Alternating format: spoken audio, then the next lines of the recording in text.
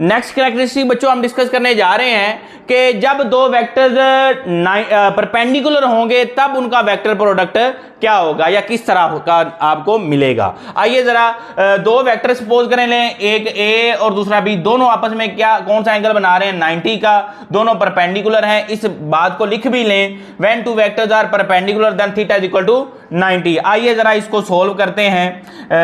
A cross B is equal to A B sine of theta, साथ में क्या आ गया एन कैप।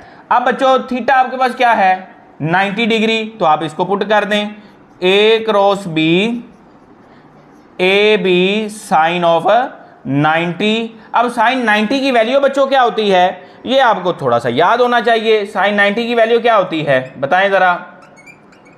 साइन 90 बच्चों होता है 1 के बराबर, मैक्सिमम वैल्यू इसकी होती है। तो इसको बच्चों आप पुट कर दें A cross B is equal to A B sine 90 की वैल्यू क्या होगी, डायरेक्टली लिखें 1 एन कैप। तो आपके पास बच्चों ए क्रॉस बी आ गया किसके बराबर, ए बी एन कैप। मतलब आपके पास ये आंसर जो है मैग्नीट्यूड में क्या आएगा, मैक्सिमम आएगा। ये क्या आएगा, मैक्सिमम आएगा। ठीक हो गया जी। तो आप इसको लिख सकते हैं कि आपके पास जो नया वेक्टर आएगा उसका मैग्नीट्यूड दोनों वेक्टर्स के मैग्नीट्यूड के प्रोडक्ट के बराबर होगा और direction N cap A cross B करेंगे परपेंडिकुलर टू दी प्लेन होगी, इस तरह से होगी। ठीक हो गया जी। आपको मेरे ख्याल में इसकी अंडरस्टैंडिंग हो गई। जब दो वेक्टर परपेंडिकुलर होंगे तो उसका आंसर क्या आएगा बच्चों, मैक्सिमम आएगा। जो नया वेक्टर आएगा उसका मैग्नीट्यूड दोनों के, आप ये बल्कि इसको मैं लिख देता हूं रिजल्ट में कि जो न्यू वेक्टर आएगा, new vector has magnitude equal to the product of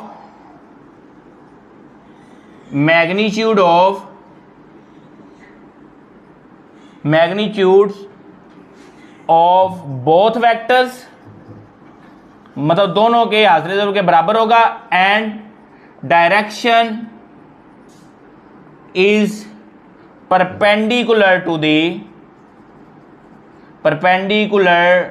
to the plane, मतलब डायरेक्शन आपके पास उनके जिन प्लेन में ये दोनों हैं, जिस प्लेन में उसके perpendicular right hand A cross B और direction out of the plane होगी। ठीक हो गया जी।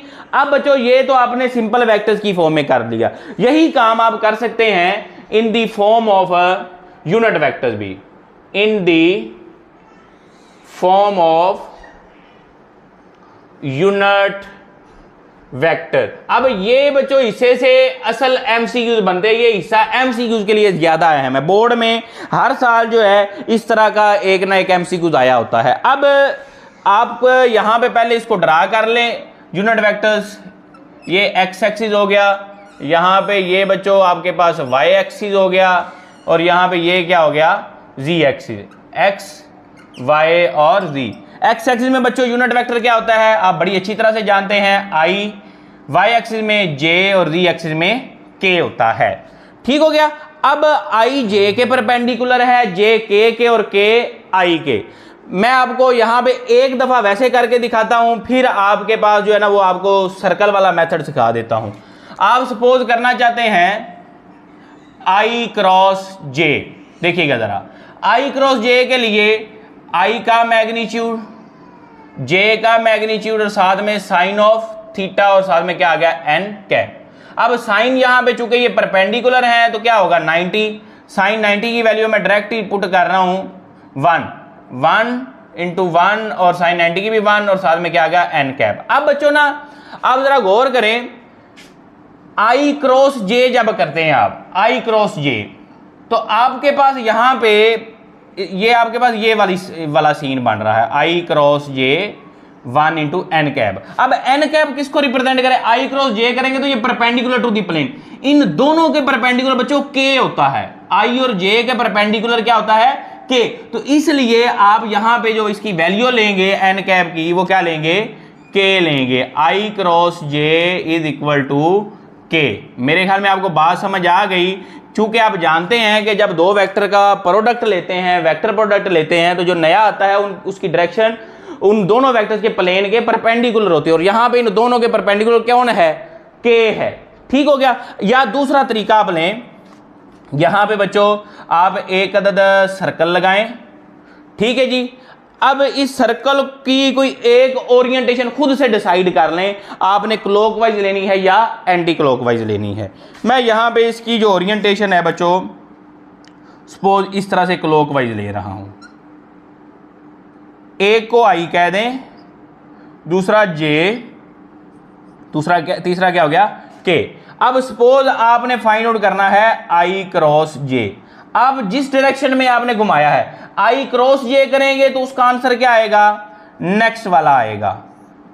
बात को समझे। फिर जे क्रॉस के अगर आप करना चाहते हैं, जे क्रॉस के, तो उसका आंसर नेक्स्ट वाला आएगा। क्या है? वो है आई कैप। अगर आप के क्रॉस आई करना चाहते हैं, के क्रॉस आई, तो के क्रॉस आई का आंसर क्या आएगा? नेक्स्ट जे आएगा। मेरे ख्याल में आपको ये बात समझ आ गई है बच्चों। ये एमसीक्यूज के लिए बहुत अहम चीजें हैं। दोबारा से देखें, एक सर्कल बनाएं, किसी एक ओरिएंटेशन में उसको घुमाएं, आई क्रॉस जे लेंगे, आंसर क्या आएगा? के। जे क्रॉस करेंगे, आंसर क्या आएगा? आई। के क्रॉस आई करेंगे, आंसर क्या आएगा? जे। इसी तरह से आप यहां से भी कर सकते हैं, जैसे आपको पहले सिखाया है। अब बाद दफा बच्चे सवाल करते हैं, सर आई क्रॉस जे तो आपने कर दिया, उसका आंसर क्या है? अगर आप जे क्रॉस आई करेंगे, मतलब आप रिवर्स करेंगे, फिर क्या होगा? तो उसके लिए आ जाएं, मैं आपको यहीं पे ये पॉइंट बता देता हूं। नाउ सपोज बच्चों आप आई क्रॉस जे की बजाय यहां से लें, ये पहला केस, ये दूसरा, ये थर्ड, अब आप चौथा क्या ले रहे हैं? उसका उल्ट, जे क्रॉस आई। अभी देखें, जे क्रॉस आई आपकी ओरिएंटेशन है क्लॉकवाइज, आप जा रहे हैं ऑपोजिट, आंसर अभी भी के आएगा, लेकिन के क्या आएगा? नेगेटिव। अब अगला क्या आप करना चाहते हैं? जे क्रॉस के था, के क्रॉस जे, मतलब आप क्या कर रहे हैं? के क्रॉस जे उल्ट जा रहे हैं, जो ओरिएंटेशन आपने ली है उसके उल्ट जा रहे हैं, आंसर अभी भी क्या आएगा? आई, लेकिन नेगेटिव। फिर इसी तरह से बच्चों आप करना चाह रहे हैं आई क्रॉस के, मतलब उल्ट आ रहे हैं, आंसर अभी भी जे आएगा, लेकिन नेगेटिव में आएगा। तो ये बातें बच्चों भूलनी नहीं है। ये 6 एमसीक्यूज हैं और लाजमी तौर पे इनमें से एक आध एमसीक्यू बोर्ड के पेपर में आ जाता है। ठीक हो गया बच्चों। ये थी दूसरी कैरेक्टरिस्टिक्स के जब दो